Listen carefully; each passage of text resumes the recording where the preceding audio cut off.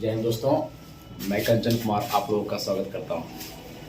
आपका अपने channel YouTube classes में स्वागत है। जैसा आप देख रहे हैं एक पॉलिटी का सेक्शन है। पॉलिटी में आपका ये देख रहे हो बोर्ड पे लिखा हुआ संवैधानिक विकास की यात्रा, मतलब ये एक्ट अधिनियम पढ़ा रहे हैं। आज जो है कैसे हम मेरा संविधान, जैसे आप देख रहे हैं कि मेरा संविधान जो है जिसमें विदेशी स्रोत भी है और देशी स्रोत भी है। हमारा संविधान जो बन के तैयार हुआ, जो हम लोग लागू हुआ पूर्ण रूप से 26 जनवरी 1950 को और आंशिक तौर पे लागू हुआ 26 नवंबर 1949 को। तो ये संविधान की विकास की यात्रा बहुत लंबी यात्रा है। हर दौर में कुछ न कुछ कानून था। जैसे आप अगर देखें तो प्राचीन काल में देखें, किसी भी पीरियड देखें, गुप्ता देखें, मौर्य काल देखें, गुप्ता काल देखें, मिडाइवल में दिल्ली सल्तनत देखें, मुगल काल देखें, तो हर ये जो भारतीय का दौर था, जो भारतीय शासक जो बड़े बाहरी आक्रमण से भी जो आए, मुगल बाहरी थे, सल्तनत भी बाहर गए थे, जो भी ये भारतीय थे जो यहाँ के बस गए, यहीं के होकर रह गए, इसी मिट्टी का होकर रह गए, इनके दौर में भी कुछ न कुछ कानून था, कुछ न कुछ संविधान था, नियम था, कानून था, जिसके तहत शासन चलता था, सरकार चलती थी, देश चलता था, राज्य चलता था, जनता शासित होता था। जो भी नियम सरकार, जो भी मुगल शासक या दिल्ली सल्तनत शासक लाते थे, चलता था। लेकिन एक कहीं लिखित नहीं था, एक कोई आपका संवैधानिक विकास की यात्रा नहीं थी। एक आपका दौर चल रहा था, एक आपका बाउंडेशन बना हुआ था, नियम था, उसी तरह चलता था, बना हुआ था। सिर्फ खाली मौखिक राजतंत्र था, लोकतंत्र तो था नहीं, डेमोक्रेसी तो था नहीं। जब यूरोपियन आए, यूरोप आपको पता होना चाहिए कि जब हम इंडिया में हैं और जब हमारे इंडिया मिडाइवल में जी रहा है, जब हमारे यहाँ मुगल शासक है, हमारे यहाँ जो है आपका देख रहे हैं कि जब मुगल दौर चल रहा है, मुगल का शासक आप जानते हैं कि टाइम पीरियड क्या है मुगल का। अगर मुगल का शासक को देखा जाए, मुगल वंश का शासक जो बाबर स्थापना करता है, पानीपत का प्रथम युद्ध होता है 21 अप्रैल 1526 को, वहां मुगल वंश की स्थापना होती है 1526 में। और अगर कहें मेन शासक जो होता है, मेन शासक जाता है आपका 1707 ही औरंगजेब की मृत्यु, महान शासक, सम्राट शासक कह सकते हैं आप, महान सम्राट। लेकिन अगर पूर्ण रूप से कहा जाए तो अंग्रेजों के द्वारा जब आपका सिपाही विद्रोह अंग्रेजों के खिलाफ किया गया, सिपाही विद्रोह तक आपका मुगल वंश जाता है। ये शासक जो 1707 के बाद जो हुए, ये टाइम पीरियड देख लीजिएगा, 1707 में औरंगजेब की मृत्यु होती है। इस बीच में इसके बाद जो शासक हुए वो नाम मात्र के हुए, कोई रगीलाबाद से हुए तो कोई हिरनीत कायर हुआ। तो कहने का मतलब सब बकलोल शासक उधर के थे, सब बकलोल। तो ये टाइम पीरियड आप रखेंगे, ये मुगल वंश। और इसी बीच में आपको पता है कि यूरोपियन, आपका इंडिया अगर यहाँ है, आपका ये इंडिया है, अगर ये इंडिया, तो आप देख रहे होंगे कि आपका ये इंडिया, ध्यान दीजिएगा एक मिनट, ये इंडिया आपका है, ये अरबियन कंट्री हो गया, ये आपका अरबियन कंट्री है, ये यूरोप का है, यूरोप, ये अफ्रीका महादेश हो गया, ये कौन हो गया, अफ्रीका हो गया। ये यूरोप का ही आपका कंट्री जो लगा हुआ है यहाँ पर, ये देखिएगा यूरोप, अफ्रीका महादेश और यूरोप, ये यहाँ स्पेन है, स्पेन के ऊपर फ्रांस है, और यहाँ क्या है आपका, पुर्तगाल है। तो कहने का मतलब बता रहे हैं, हिस्ट्री पहले बता सकते, आप मैंने वीडियो देख लीजिएगा जाकर के, ठीक है, पहले वीडियो जाकर देख लीजिएगा आप, है ना। वीडियो डाला हुआ है कि कैसे कैसे यूरोपियन कंपनी भारत आई, और यूरोपियन कंपनीज आई, अपने में प्रतिस्पर्धा का दौर चला उन लोग में। यूरोपियन में डच भी आए, स्पेनिश आए, अंग्रेज आए, फ्रांसीसी आए, स्वीडिश आए, पुर्तगाली आए, सब आए, और आपस में भी उन लोग का युद्ध चल रहा था, आपस में प्रतिस्पर्धा भी था, और हम भारतीय के साथ प्रतिस्पर्धा भी था। और अंततः प्रतिस्पर्धा में, लड़ाई में अंग्रेज फाइनली जीत गए, और अंग्रेज आपका यूरोपियन के सारे कंपनी को, सारे लोग को भगा दिए। तो कहने का मतलब है कि अंग्रेज जो आपका ब्रिटिश कंपनी एक आपका है, देख लीजिएगा, एक कंपनी स्थापित होती है ब्रिटेन में, ये ब्रिटेन है, मान लीजिए यूरोप का कंट्री ब्रिटेन है, इंग्लैंड, यहाँ एक कंपनी स्थापित होती है, British east India company, short में लिखे हैं आप, अच्छा से लिखिएगा, ब्रिटिश ईस्ट इंडिया कंपनी। इसका 1600 में स्थापना होता है। ब्रिटिश ईस्ट इंडिया की स्थापना 1600 होती है। ये कंपनी भारत व्यापार करने के लिए, सिर्फ भारत ही नहीं, भारत का जो आपका ईस्ट इंडिया, मतलब जितना इंडिया के ईस्ट में जितना भी आपका इंडोनेशिया है, चाइना है, सारे तरफ व्यापार करने आए। ये कंपनी इंग्लैंड से भारत व्यापार करने के लिए आई। हम बताएं कि ये कंपनी आई जो व्यापार कर रहे थे, सिर्फ व्यापार कर रहे थे। इस समय 1600 में आपके यहाँ शासक जो भारत में है वो शासक कौन है? अकबर बैठा हुआ है। क्योंकि अकबर के टाइम पे जानते हैं आप कि 1556 से 1605 होता है ना। तो यहाँ पर अकबर बैठा हुआ और यहाँ की महारानी एलिजाबेथ है, यहाँ की किंग। और कंपनी व्यापार करने आती है और धीरे धीरे व्यापार करती है। वो कहानी आप इतिहास में आप जानते हैं, जो इतिहास पढ़ाएंगे वहां अधिनियम एक ऐसा चैप्टर है कि इतिहास में पढ़ सकते हैं और पॉलिटी में पढ़ सकते हैं। ठीक है, तो यहाँ हम सिर्फ चर्चा कर रहे हैं, आपको बता दे रहे हैं कि अकबर यहाँ बैठा हुआ, कंपनी शासन करने आती है। करते करते क्या होती है कि भारत में कंपनी का 3 प्रेसिडेंसी मेन बन जाता है। भारत में कंपनी का 3 प्रमुख बड़ी प्रेसिडेंसी बनती है। एक बंगाल प्रेसिडेंसी, ये आपका बंगाल हो गया, बंगाल कलकत्ता प्रेसिडेंसी का ये बंगाल प्रेसिडेंसी। ये आपका मुंबई प्रेसिडेंसी, मुंबई, और ये आपका मद्रास प्रेसिडेंसी। 3 प्रेसिडेंसी स्थापना हुआ। ठीक है, बंगाल सबसे बड़ा था, मुंबई, मद्रास 3 पर नजर था। तीनों प्रेसिडेंसी अंग्रेजों ने बनाया यहाँ पे। और आप जानते हैं बंगाल उपजाऊ भी था और सबसे आबादी थी भी, यहाँ घनी आबादी थी। तो बंगाल पर नजर अंग्रेज का ज्यादा था और इसलिए कंपनी की गतिविधियां यहाँ ज्यादा हो रही थी, एक्टिविटी ज्यादा हो रहा था। देखिए तटीय क्षेत्र है सब, जितने भी आपका फैक्ट्री बनाएंगे तटीय क्षेत्र में। और बंगाल में आप जानते हैं कंपनी बिजनेस करते करते कहानी के दौर पे एक युद्ध होता है 23 जून 1757, 23 जून 1757 है ना। ये युद्ध प्लासी का युद्ध, ये आप युद्ध होता है प्लासी का युद्ध, प्लासी का युद्ध 23 जून 1757 को प्लासी की युद्ध होती है। ये प्लासी के युद्ध में कौन कौन होते हैं? एक तरफ देखिए प्लासी यहाँ बंगाल में है, बंगाल में भागीरथी नदी के किनारे है। तो यहाँ पर युद्ध जो होता है प्लासी का, एक तरफ तो अंग्रेज रहता है, एक तरफ अंग्रेज है ना, और एक तरफ कौन रहते हैं? बंगाल का नवाब रहते हैं, बंगाल का नवाब रहते हैं, बंगाल का नवाब। तो बंगाल का नवाब इस समय कौन है? इसके पहले भी घटना होती है, ब्लैक होल की घटना होती है, वो सब इतिहास में बताएंगे, यहाँ पर नहीं बताएंगे। ठीक है, नहीं तो आपका वीडियो देखिएगा, यूरोपियन कंपनी का आगमन हिस्ट्री सेक्शन में डाला हुआ प्लेलिस्ट में, हिस्ट्री में आप देख लेंगे तो आपको ज्यादा समझ में आएगा कि यूरोपियन कैसे आया, कैसे कैसे कब्जा किया हम पे, यहाँ नहीं बता पाएंगे, है ना। तो बंगाल का नवाब जो इस समय है बैठा हुआ सिराजुद्दौला है। कौन है? सिराजुद्दौला, बंगाल का नवाब सिराजुद्दौला। अंग्रेज का नेतृत्व करता है आकर रॉबर्ट क्लाइव। कौन करता है? Robert Clive. प्लासी की युद्ध होती है और बंगाल का नवाब हार जाता है, एक पराजित हुआ था बंगाल का नवाब, क्योंकि इसका सेनापति कौन था? मीर जाफर। और लोग गद्दारी थी, बहुत सारे लोग मिल गए थे, अंग्रेजों से मिल गए थे, जिसमें सबसे प्रमुख था मीर जाफर, क्योंकि मीर जाफर को लोभ दिया गया था कि तुमको हम बंगाल का नवाब बना देंगे। तो आप जानते हैं भारतीय में राष्ट्रवाद की कमी हमेशा रही है, राष्ट्रीयता की कमी हमेशा रही है। तो मीर जाफर जो होता है गद्दारी कारण ये हार जाता है प्लासी का युद्ध। तो प्लासी के युद्ध में हम लोग हार गए हैं, भारतीय हार गए हैं, बंगाल का नवाब हार गया। उसके बाद नेक्स्ट जो होता है बक्सर का युद्ध होता है। 22 अक्टूबर 1764 को, 22 अक्टूबर 1764 को बक्सर का युद्ध होता है, बक्सर का युद्ध होता है। बक्सर बॉर्डर पर है, बिहार और आपका यूपी बॉर्डर पर। तो बक्सर का युद्ध कब होता है? याद करेंगे, बक्सर का युद्ध 22 अक्टूबर 1764 को होता है। ठीक है, इसमें भी अंग्रेज का नेतृत्व कौन करेंगे? अगर क्वेश्चन करेगा आपसे अंग्रेज का नेतृत्व कौन कर रहा है, तो अंग्रेज का नेतृत्व कर रहा है हेक्टर मुनरो। कौन कर रहा है? हेक्टर मुनरो कर रहा है, हेक्टर मुनरो। और बंगाल में यहाँ पर कौन है? भारतीय आप जो कहा कौन कौन है? तो एक तो यहाँ हो गया आपका बंगाल का पूर्व नवाब जो मीर कासिम था, मीर कासिम भागा हुआ, मीर कासिम ये बंगाल का पूर्व नवाब है। ठीक है, अवध का नवाब लिख लेंगे आप लोग, शुजाउद्दौला है। अवध का नवाब ये अवध का है, ये वर्तमान नवाब अवध का नवाब है, ये पूर्व नवाब है बंगाल का, बंगाल का पहले नवाब था ये।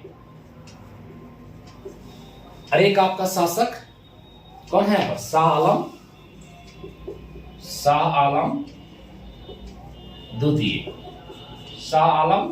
द्वितीय। तो 3 व्यक्ति हैं और बक्सर का युद्ध होता है और तीनों व्यक्ति आपका क्या होते हैं, पराजित होते हैं। हेक्टर मोनरो क्या होता है, जीत जाता है।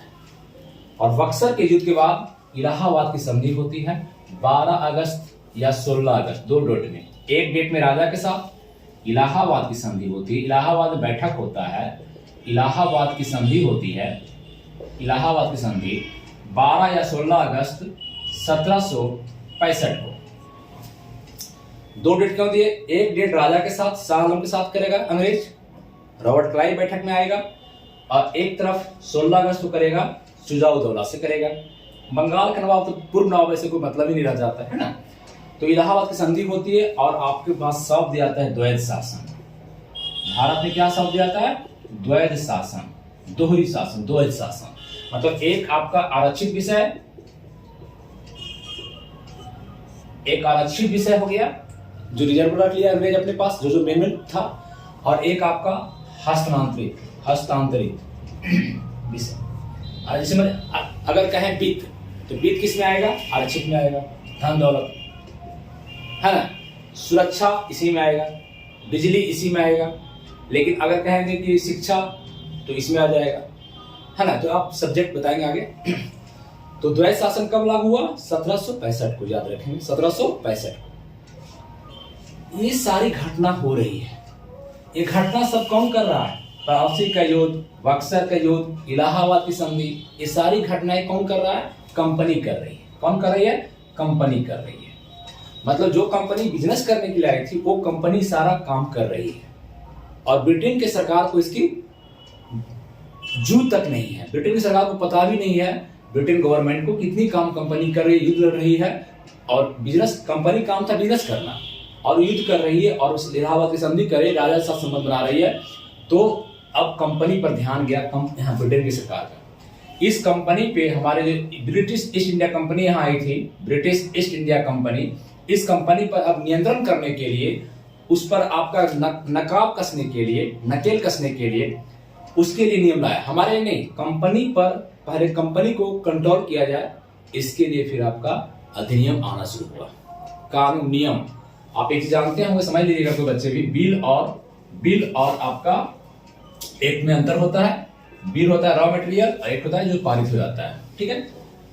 तो कंपनी पर नियंत्रण करने के लिए अधिनियम आता है, जो पहला अधिनियम आता है 1773 का अधिनियम, 1773 का रेगुलेटिंग एक्ट, रेगुलेटिंग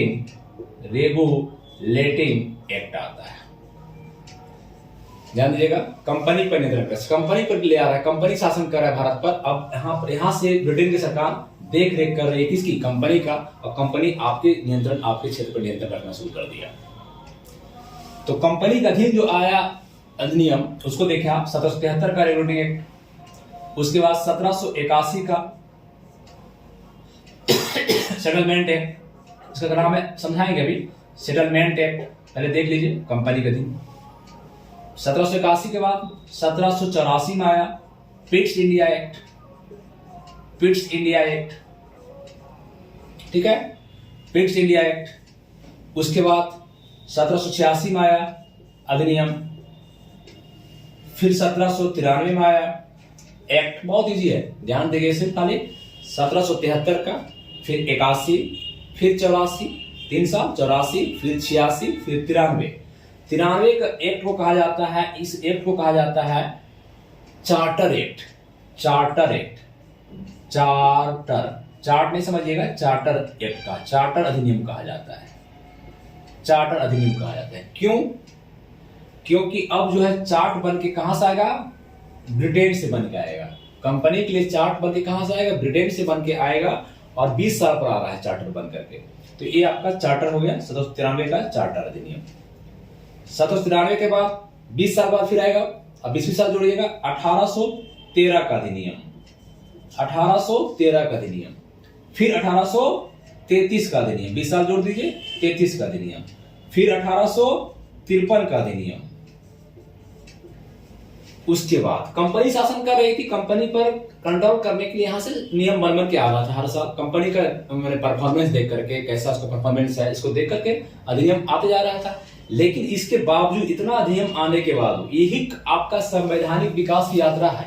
हमारा जो संविधान एक दिन का कहानी नहीं है, इसके बनने में इतना यात्रा विकास करना पड़ा। जैसे आप कोई भी काम करते हैं, कोई भी तैयारी करते हैं तो टाइम लगता है। तो ये आपका छोटा सा फंक्शन भी घर में करते हैं तो उसके लिए टाइम देना पड़ता है, साल भर 6 महीना। अगर शादी करते हैं, विवाह करते हैं, कोई काम करते हैं तो इसका भी लंबी यात्रा है। ये यात्रा का है और यहां से आपका सबसे कुछ न कुछ आपके संविधान में डाला गया है। ठीक है, ये स्रोत है आपका, ये आंतरिक स्रोत में आ जाएगा। जब पढ़ाएंगे बाहरी स्रोत और आंतरिक, तो बाहरी देशों को पढ़ाएंगे, आंतरिक में ही पढ़ाएंगे ये सब। तो इसको जानना बहुत जरूरी है। हिस्ट्री में तो जानते ही हैं, पॉलिटी में जानना बहुत जरूरी है। ठीक है, अधिनियम को मोस्ट इंपोर्टेंट चैप्टर, और हर एग्जाम में 1 से 2 क्वेश्चन पूछता है। ठीक है, तो यहां से क्या घटना घटती है 53 के बाद, कि 53 इतना कंपनी पर कंट्रोल करने के बाद भी भारत में आपका क्या होता है, विद्रोह हो ही जाता है। जानते हैं कि 1857 का सिपाही विद्रोह होता है।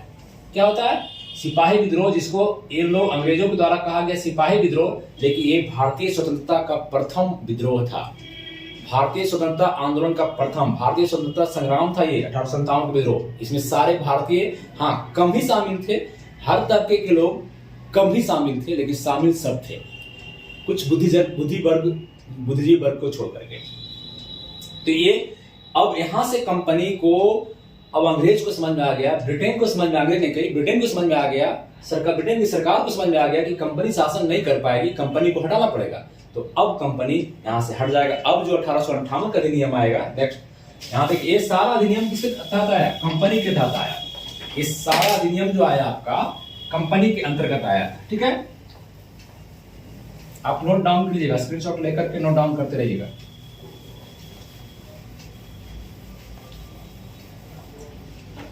अब जो अधिनियम आएगा, ये पूछेगा क्वेश्चन आपके, ये सारे अधिनियम किसके अंतर्गत आए थे? कंपनी के लिए आए थे। अब कंपनी को खत्म कर दिया जा रहा है, कंपनी को समाप्त करके अब आ रहा है कंपनी के हाथों से शासन लेकर के ब्रिटिश क्राउन, ब्रिटिश महारानी, ब्रिटिश के राजा अपने अधीन कर लिए। मतलब कंपनी को शासन नहीं करेगा, भारत शासन करेगा। 1858 का अधिनियम आता है और इसका नाम ही पड़ जाता है 1858 का सॉरी भारत शासन अधिनियम। भारत शासन अधिनियम, ठीक है, भारत शासन अधिनियम। देखिए अब यहां पर क्या हुआ, इस अधिनियम में क्या बताएंगे कि कंपनी समाप्त, कंपनी के हाथों से शासन कौन लेता है? ब्रिटिश सरकार ले लेता है। ठीक है, तो 1858 का अधिनियम आ गया। अब उसके बाद ये आपका ब्रिटिश क्राउन के तहत, ब्रिटिश सरकार डायरेक्ट ब्रिटिश क्राउन के अधीन आपका जो है सो अधिनियम आया है। ये कंपनी का अधीन है। ये सारे अधिनियम जो 53 तक है कंपनी शासन कर रहा था, लेकिन यहां से कौन कर रहा है?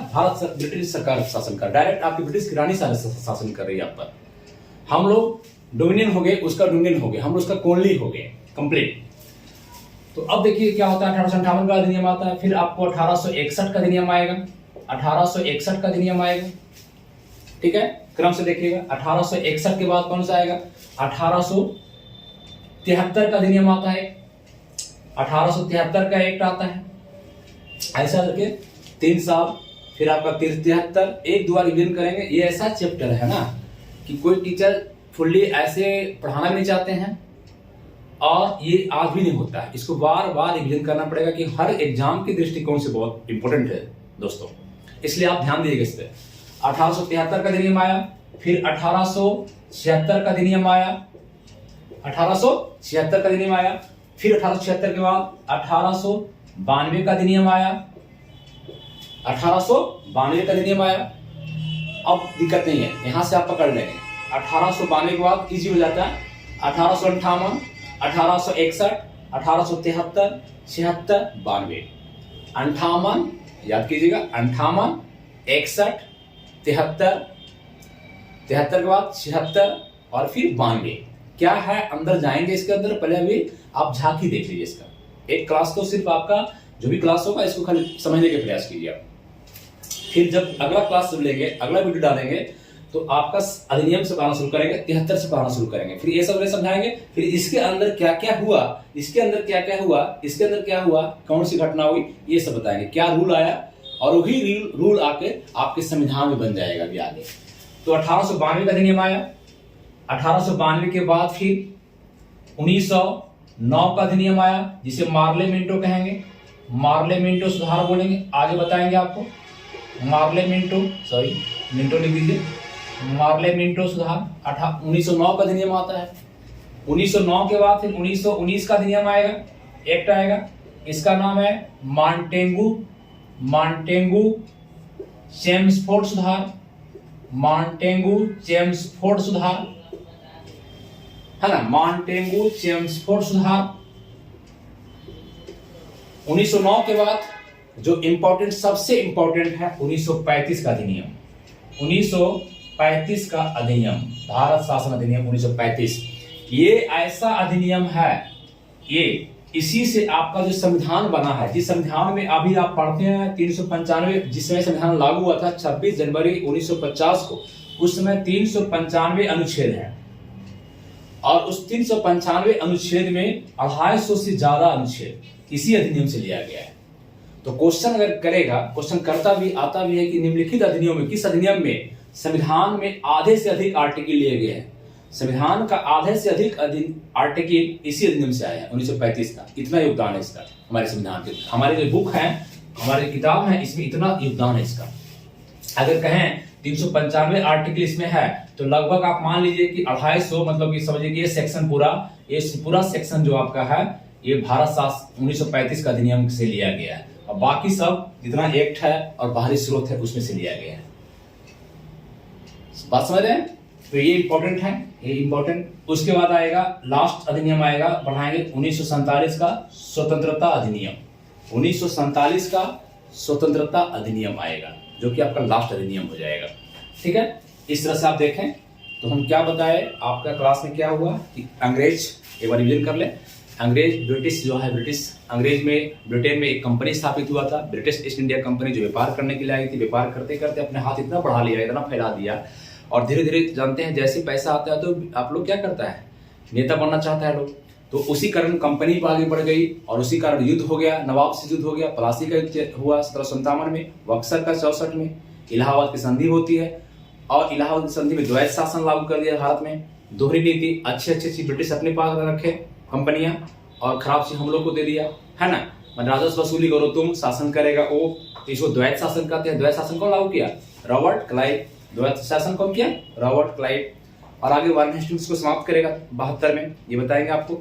ठीक है, तो इस तरह से कंपनी पर रेगुलेट करने के लिए, कंपनी पर नियंत्रण करने के लिए ब्रिटेन से अधिनियम बन के आने शुरू हो गया। और आप देखते हैं कि 73 का अधिनियम आया, 73 का आया, फिर 81 का आया, फिर 84 आया, फिर 86 आया, फिर 93 आया और 93 के बाद फिर 13, 33, 53, यहाँ तो 20-20 साल का जोड़ देना है। 93, 13, 33, 53 और 53 के बाद एक घटना घटी जो महाविद्रोह हुआ भारत में, स्वतंत्रता विद्रोह हुआ भारत में 1857 का। तो फिर कंपनी को समाप्त कर दिया गया, कंपनी के शासन को समाप्त, कंपनी भी बची, बिजनेस करेगी लेकिन कंपनी के शासन को समाप्त कर दिया गया, ध्यान रखिए इस बात को। और फिर क्या आया? आपका ब्रिटिश क्राउन, डायरेक्ट ब्रिटेन की महारानी, डायरेक्ट ब्रिटिश अपने हाथ में शासन ले लिया ब्रिटेन। और उसके बाद जो अधिनियम आया आप देख रहे हैं 1858 का अधिनियम, देखिए बोर्ड पे 1858 का अधिनियम, 1861, फिर 73, फिर 76, फिर 92, फिर आपको 1909, फिर 1919, 1935, 1937 का अधिनियम। ये क्लास हम नेक्स्ट वीडियो में देखेंगे, इसको नेक्स्ट वीडियो में आपको आपके पास भेजेंगे।